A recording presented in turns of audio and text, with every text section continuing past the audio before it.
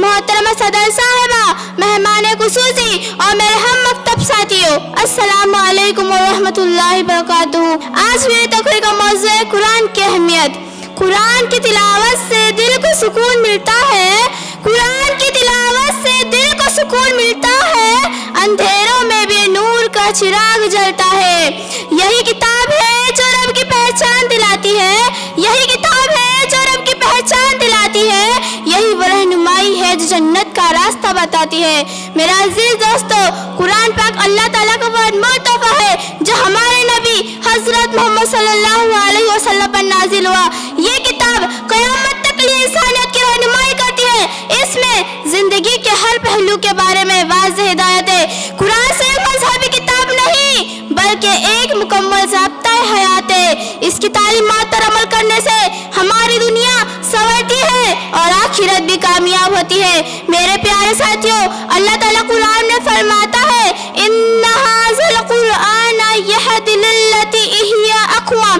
یقیناً قرآن اس راستے کی طرف رہنمائی کرتا ہے جو سب سے سیدھا ہے۔ میرے پیارے ساتھیوں، قرآن ہمیں نیکی، محبت، صبر اور شکر کی تعلیم دیتا ہے۔ یہ سکھاتا ہے کہ والدین کی خدمت کرے، رشتہ داروں، دوستوں کے ساتھ اچھا سلوک کرے، کبھی کسی کے ساتھ ظلم نہ کرے۔ اگر کوئی ہمیں نقصان پہنچائے تو قرآن ہمیں معافی اور صبر کا راستہ دکھاتا ہے۔ میرے عزیز ساتھیوں، قرآن کی سب سے بڑی اہمیت یہ ہے کہ یہ ہماری زندگی کو سیدھا اور آسان بناتا ہے۔ جو انسان قرآن کو تھام لے وہ کبھی گمراہ نہیں ہوتا۔ میرے پیارے ساتھیوں، ہمارے پیارے نبی کریم صلی اللہ علیہ وسلم نے قرآن کے بارے میں عظیم بات ارشاد فرمائی ہے۔ سب سے بہتر شخص وہ ہے جو قرآن سیکھے اور دوسروں کو سکھائے۔ میرے پیارے ساتھیوں، آج ہم سب پر ذمہ داری ہے قرآن کو پڑھے نہیں بلکہ سمجھے، اپنی زندگی پر عمل کرے، روزانہ چند آیت پڑھے۔ ان پر غور کرنے سے ہمارے دلوں کو سکون ملے گا اور ہمارے کردار میں نکھار آئے گا۔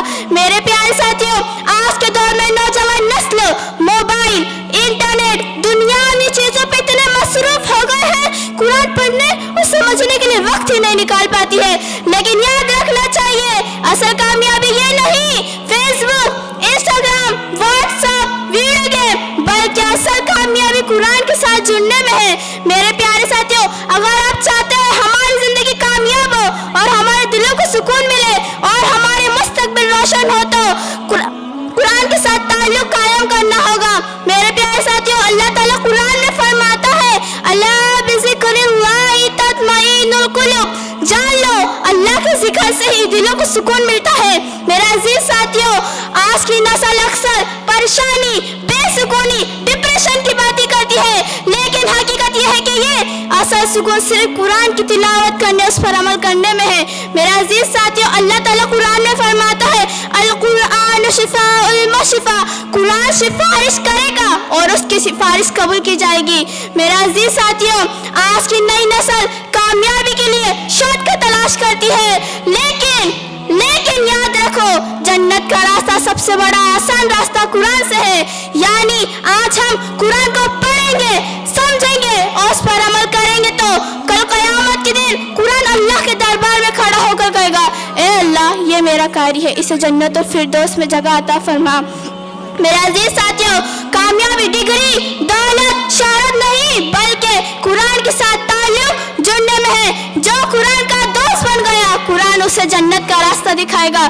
اللہ تعالیٰ سے دعا ہے اللہ ہمیں قرآن کو اپنی زندگی کا حصہ بنانے کی توفیق عطا فرمائے۔ آخر میں اپنے شعر کے ذریعے اپنی تقریر مکمل کرنا چاہتی ہوں۔ قرآن کی آیات میں ہے سکون کا پیغام، قرآن کی آیات میں ہے سکون کا پیغام، یہی ہدایت کا چراغ ہے، یہی ایمان کا احترام۔ جو اس پر عمل کرے گا وہ رب کے قریب ہوگا، جو اس پر عمل کرے گا وہ رب کے قریب ہوگا، دنیا میں بھی کامیاب ہوگا، آخرت میں بھی نصیب والا ہوگا۔ شکریہ۔